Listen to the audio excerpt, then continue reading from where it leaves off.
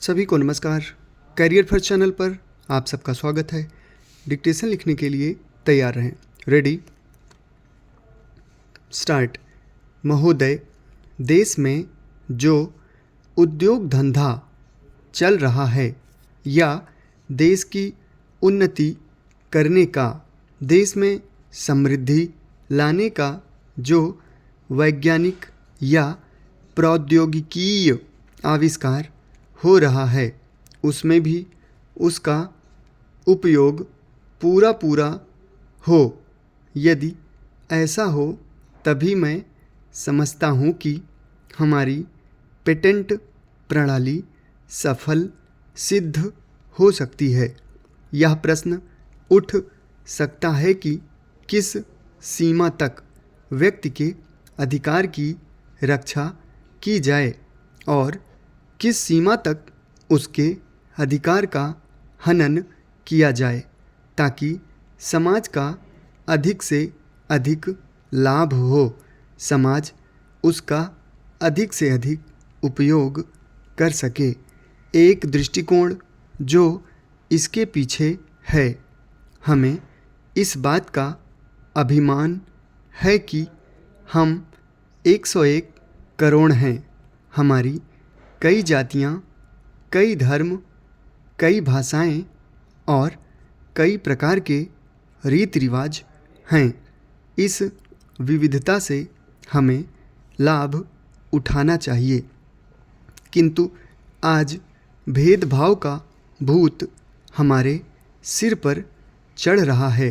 भारत को स्वतंत्रता मिली है, इसका अर्थ यह होना चाहिए कि गरीबों की सेवा के लिए आज तक हमें जो सुविधाएं उपलब्ध नहीं थीं वे मिली हैं।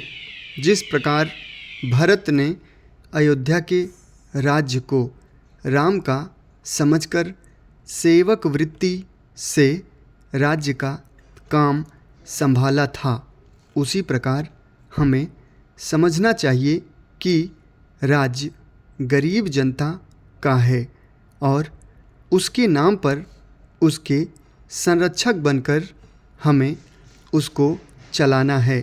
अब गरीब को ऐसा अनुभव होना चाहिए कि हर एक उसकी सेवा में लग रहा है। सूर्य के उदय होने पर धनी गरीब सबके घरों में प्रकाश पहुंचता है।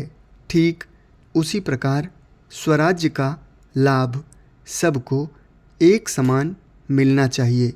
इसका सुख धनी निर्धन सबको बराबर मिलना चाहिए।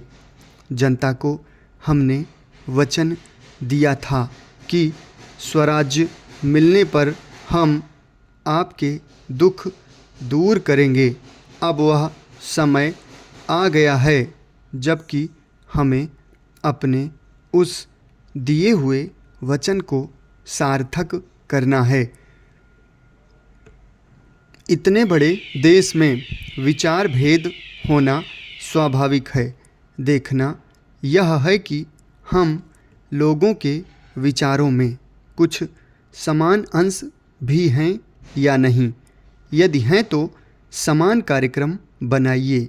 इस प्रकार कार्य करने से हमारे भेदभाव कम होते होते एक दिन मिट जाएंगे और अच्छी बातों का अपने आप उदय होने लगेगा। अगर उसी प्रकार भेद स्थापित करने का प्रयत्न किया गया तो लोग सत्ता के पीछे पड़ जाएंगे और स्वराज्य प्राप्त होने का आनंद हम लोगों को नहीं मिल सकेगा।